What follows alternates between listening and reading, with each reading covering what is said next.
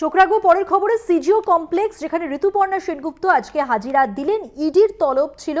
Rituparna Sengupta ration দুর্নীতি মামলায় তাকে তলব করা হয়। তৃতীয়বার নোটিশ পাওয়ার পর আজকে আইনজীবীকে নিয়ে তিনি গেলেন ইডির দফতরে এবং তৃতীয়বারের নোটিশ পেয়েই তিনি আজকে হাজিরা দিলেন। রেশন দুর্নীতি মামলায় তাকে জিজ্ঞাসাবাদের জন্য তলব করা হয়েছে। যদিও সাংবাদিকদের মুখোমুখি হয়ে তিনি এর বেশি কিছু বলতে চাননি।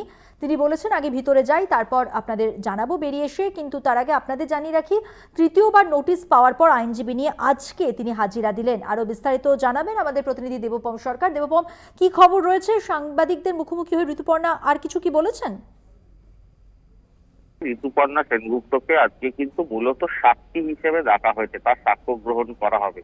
রেশন দুর্নীতি মামলায় ইডি যখন বিভিন্ন অ্যামাউন্ট খতিয়ে দেখছে যে মানি ট্রেলটি কোথায় গেছে, অর্থাৎ এই টাকার অংশ কোথায় কোথায় গিয়েছে, এবং সেইটা খুঁজতে গিয়ে তাদের চোখে পড়ে ঋতুপর্ণা সেনগুপ্ত, যিনি টলিউডের নামকরা অভিনেত্রী, তার অ্যাকাউন্টে কিন্তু একটা মোটা টাকা গেছে। এবং এই টাকাটা কেন গেছে, তার এগেনস্টে তিনি কোনো বিজ্ঞাপন করেছিলেন কিনা, বা তার এগেনস্টে তিনি কোনো পারফরমেন্স করেছিলেন কিনা, বা তার এগেনস্টে তিনি কোনো জিনিস কিনেছিলেন কিনা, বা তার এগেনস্টে কোনো প্রমোশনাল অ্যাক্টিভিটিস করেছিলেন কিনা, এইটাই জানার জন্য কিন্তু মূলত ইডি তাকে তলব করে। জুন মাসের প্রথম সপ্তাহে তাকে যখন তলব করা হয়েছিল, তিনি ভারতবর্ষের বাইরে ছিলেন এবং সেই সময় তিনি আসেননি। এবং কিছুদিন ওয়েট করার পর যখন ঋতুপর্ণা সেনগুপ্তর সঙ্গে কোনোভাবেই তিনি রেসিপ্রোকেট করেননি, তাকে কিন্তু আবার সেকেন্ড একটা নোটিশ সার্ভ করা হয়। এই সেকেন্ড নোটিশে বলা হয় যে 19 তারিখে সকালবেলা সিজিও কমপ্লেক্সে ইডি দপ্তরে তাকে আসতে হবে। সেই মর্মে আমরা দেখলাম আজকে বেলা ঠিক একটা, ঘড়ির কাঁটায় যখন 1টা বাজে, ঋতুপর্ণা সেনগুপ্ত এবং তার আইনজীবী, 3জন আইনজীবী ছিলেন, তারা কিন্তু আসলেন। ঋতুপর্ণা সেনগুপ্ত গাড়ি থেকে নেমে হাসি মুখে, তিনি কিন্তু কোনো মন্তব্য করতে চাননি। তিনি বলেন যে তিনি বেডম, কি প্রশ্ন করা হয় সেটা শুনে তিনি বেরিয়ে রিয়াকশন দেবেন। যদিও ঢোকার সময় তিনি কিন্তু কোনো রিয়াকশন দেননি।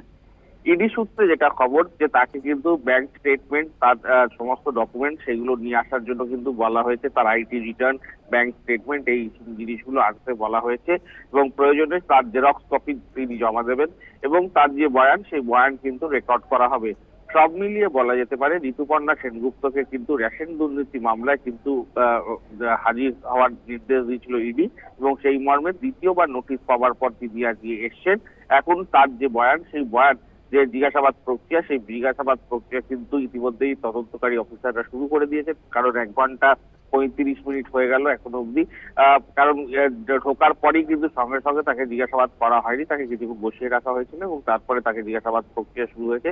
তার যে বয়ান, সেই বয়ান কিন্তু রেকর্ড করা হবে এবং পরবর্তীকালে তার বয়ান খতিয়ে দেখে আগামী সিদ্ধান্ত নেবে ইডি আধিকারিকরা, এবং আরেকবার ঋতুপর্ণা সেনগুপ্তকে ডাকা হবে কিনা সেটা তখনই সিদ্ধান্ত নেবে তদন্তকারী অফিসাররা।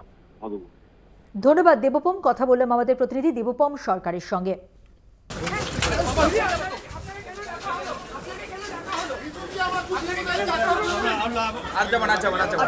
আপনি